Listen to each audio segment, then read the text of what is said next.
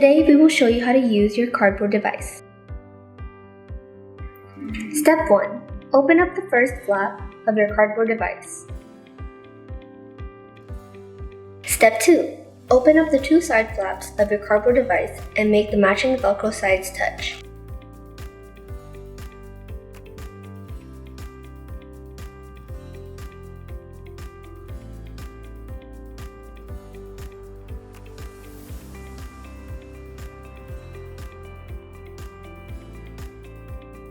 Step 3.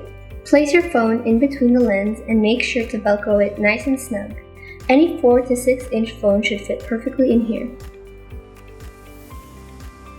If there are QR codes on your device, you can scan it with your phone camera to access a link attached to the code. Another thing to know is that VR mode is a specific mode that the video you're watching must be in order to make use of the cardboard device. Otherwise, a video not on VR mode might cause strain to the eyes, so make sure to set your video to the right mode before assembling everything. Great! There you have it. Just make sure that if you do wear glasses, please keep it on and don't forget to have your video in VR mode.